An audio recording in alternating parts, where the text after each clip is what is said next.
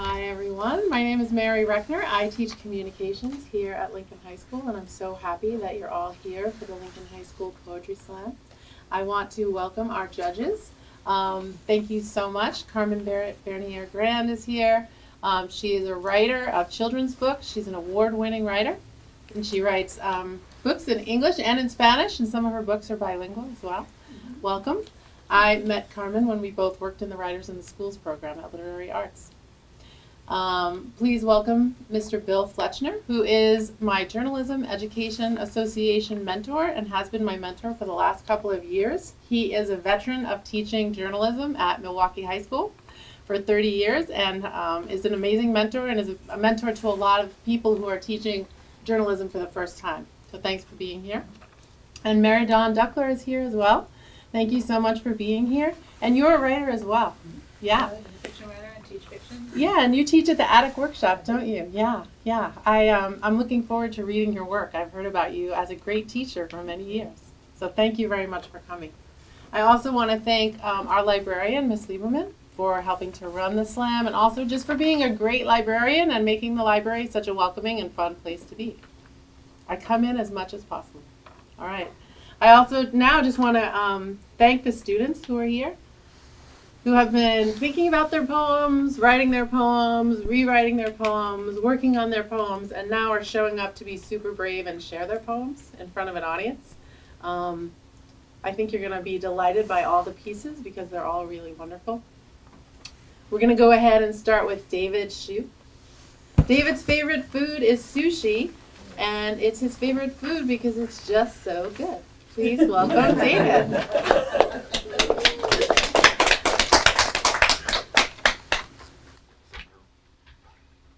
Do you know what it means to be truly alone when your company is your mind and a single phone?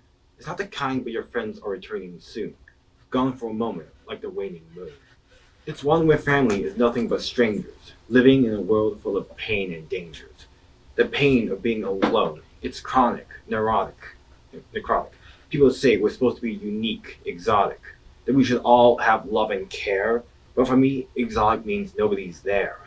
For years, I've sat in silence, just trying to take it, hoping someone would come along and help me break it. But I lost all hope in pulling this through when I realized I was living in a catch-22.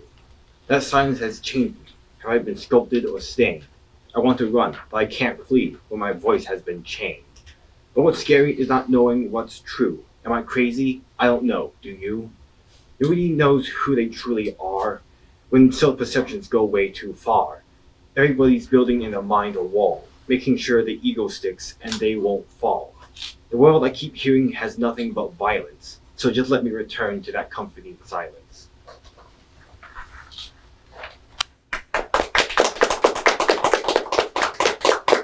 The beauty is overwhelming. Okay, let's take a picture of the judges.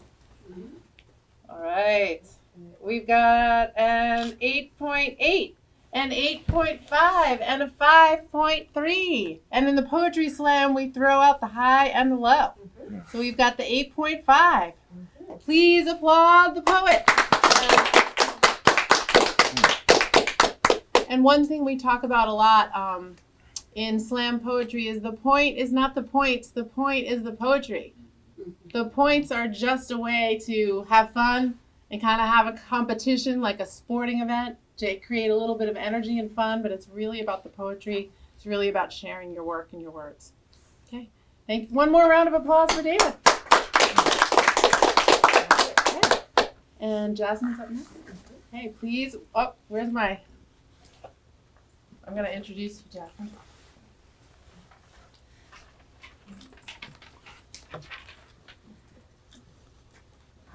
Jasmine Sell's favorite food is mac and cheese. Why?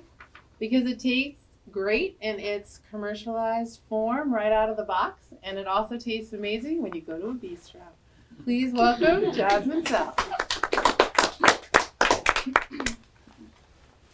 A utopia is a pot of gold at the end of a rainbow.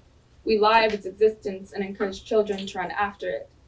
Equity is equality the same way a caterpillar is a butterfly. They are the same organism, but cannot coexist. Funny. How the worst thing you can call a black person is the N-word, and the worst thing you can call a white person is racist, so we say silent. But silence is only a mask that cannot be left on overnight.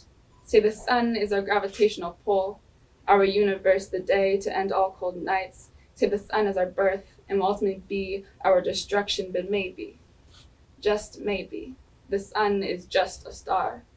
Or maybe the sun is a reminder of the labor produced by slaves as rays of sun scorched their skin, reminder of the heat evaporated off the tears of natives as they were killed in millions and stripped from their homes.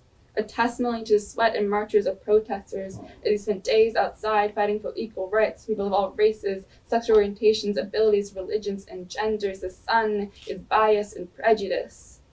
It often hides, but it never disappears, and we all see the same sun, but often find ourselves looking at different sunsets. We all hear the same words, but never quite the same message, and so we leave all along hearing only what we wanted to hear. Progress is an eternal process derailed by political spite and built-up anger. Progress is a foreign object. We think we know what it is, but are never quite sure. Progress is only a movement, a damaged cocoon. We are the caterpillar that only dreams of becoming a butterfly in hope. Hope is a freeway to change. But little do we know that this fast lane is not really a freeway, but a roundabout in which we cannot find the right exits. And while we see glimpses, we will never truly arrive at our destination. Fantastic. Scores? All right, we've got a 9.0, an 8.9, and an 8.6. We're going to stick with the middle. 8.9. Applaud the poet. Woo! Fantastic. All right, judges, how are you doing? Good? Okay. All right. Next up, we have Aiden Hendrickson. Adrian Hendrickson's favorite food is Hawaiian pizza because it's all the food categories. Gotta think about that for a minute, but it's true. Yeah. It's got it all. All right, Yeah, please welcome Aiden.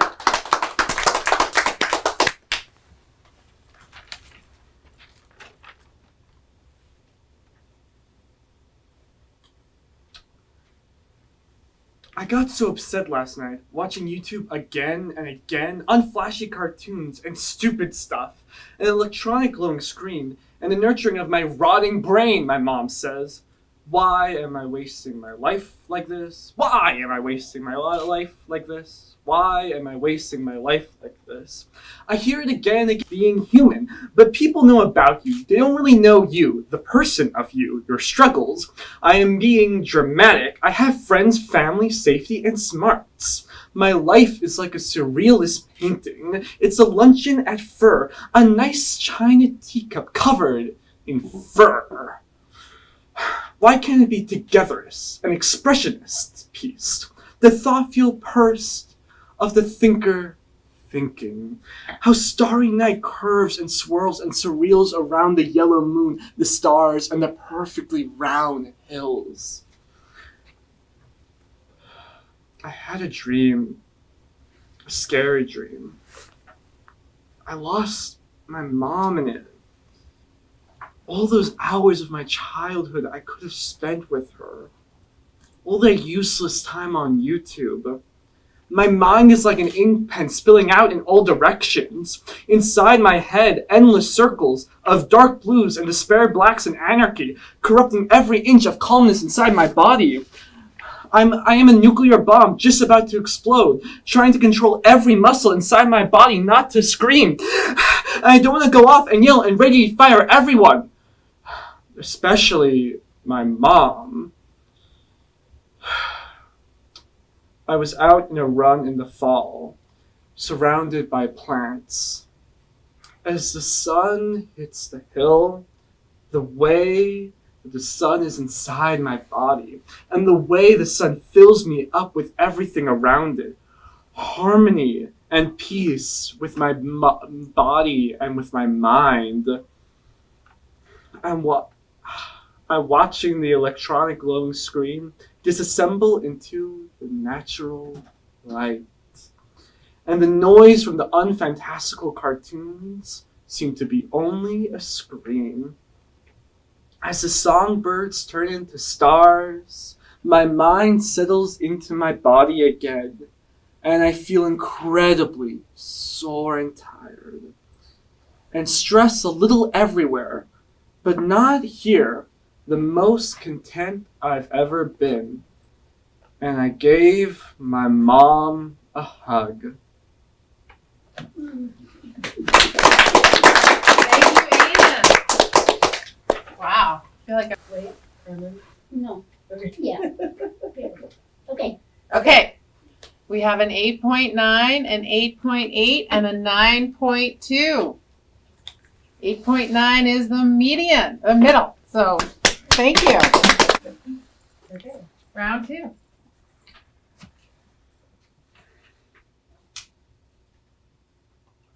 Oh, I wish I could find that badger mole. Playful badger mole.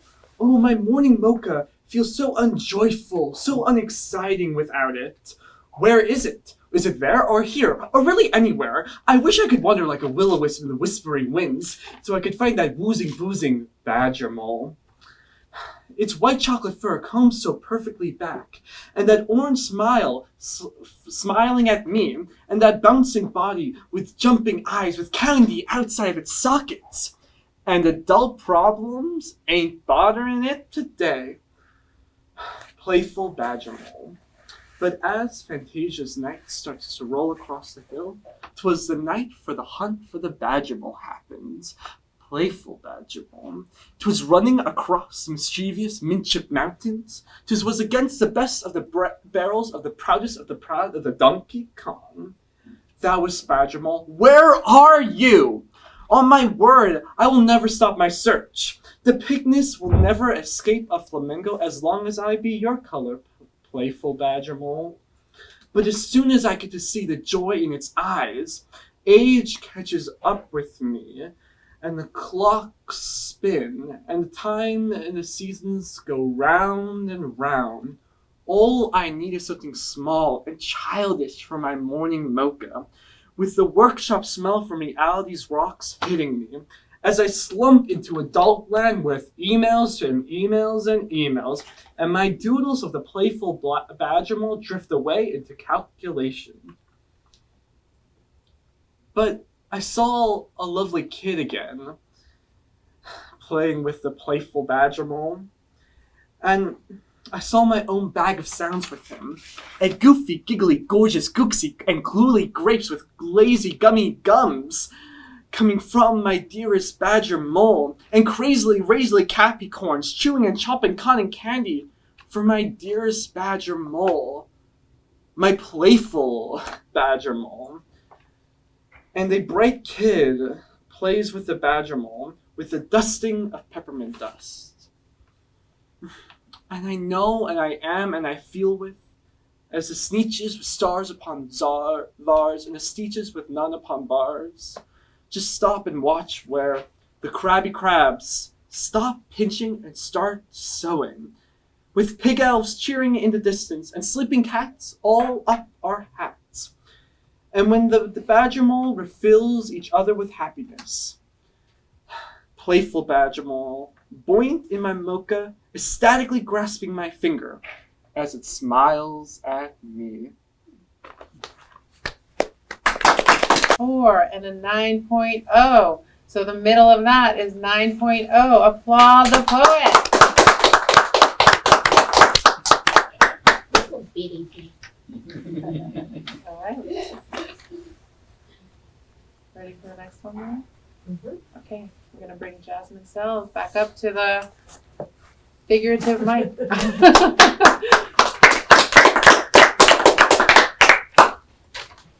My favorite insect has always been the ladybug. Not only can they crawl and fly, they don't have too many legs, they don't bite, and most importantly, they aren't slimy. When I was in 4th grade, my friend and I were bored, so we conjured up a list of pastimes we could look back on and be proud of. So naturally, we decided to build a ladybug farm. We spent hours making the perfect ladybug habitat, and finding aphids for the ladybug to eat. But it wasn't until we started catching the ladybugs that we realized rather than being their saviors, we were their jailers holding them against their will. We nursed them to health only after the injuries we'd unintentionally caused them when taking them to our refuge. Which makes me wonder, how many times has an innocent idea without planning caused far more harm than good? How often does our arrogance lead to a problem we must go back and try to fix?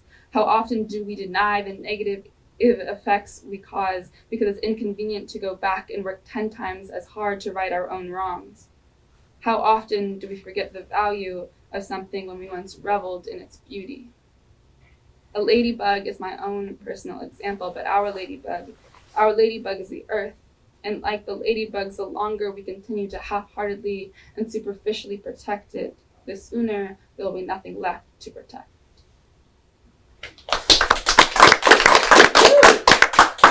Thank you, Jasmine. People really cry when you notice. I love the poems going from this evocation of childhood and the joys of that, and then going into some like also childhood, but really bringing us to a serious place. Great work today. All right, how are our judges doing? You ready? Okay. All right, judges. From left to right, we have an 8.7, a 9.1, and a 9.0. The 9.0 is the middle. Applaud the poets. Thank you so much. All right. Finally, we have David Shu with his second poem. Applaud the poet. We'll clap him up to the stage. Disappoint, disappoint. That's all you say about me. That I'm a child who's bad and unruly. And what you do is meant to help me, truly. When I just want to say, for everything you've done, who cares about your standards when you say it's for your son? You ask of me, too many things. But when I ask of you a little truth, you call me obscene. You throw your power like a queen who didn't earn it, off with their heads. That's how you act, inconsiderate. And when you're asked to do your duties, to give in benefits, you act and say you never ever even heard of it. You demand respect like it's your birthright too, and say that I don't give you any. How am I supposed to believe in you when you don't believe in me? How can you trick me to listen to your sermon when I have to carry your ego and burden? I'm the one getting all the blame, so you can get your second of fame. Curse and all, my name brings shame, but you just treat it like a game. A mother should protect her child. A mother should stop and listen. But mother, you just think I'm wild and trapped in a mental prison. Mother, I don't like you, holistic. You're nothing short of narcissistic. But mother, I love you, I really do. But every day you make it hard for me to see it through. What changed in you that broke you down? Was it divorce or everyone else in town? Before your ego goes on to worsen, please remember, I'm supposed to help you grow as a person. So let me ask of you this little truth, to see my point of view. Even you were once in youth. This concept shouldn't be new. Our younger years are forever stained with fights we cannot undo, but we still have many years ahead unchained. So please listen before my love fades too.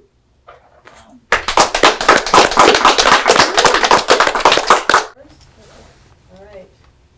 Okay, left to right, we got a 9.5, a 9.2, and an 8.9. Applaud the poet. Can you keep those up for just a minute? So the 9.2 is our middle score.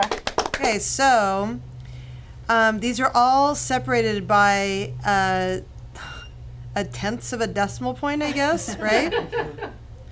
So Jasmine is in first place with 17.9 points, and Aiden in second place with 17.8 points, and David in third place with 17.7 points. Whoa, let's applaud Wow. the poets. That was close to tears. Amazing. Thank you. That's my mom, by the way.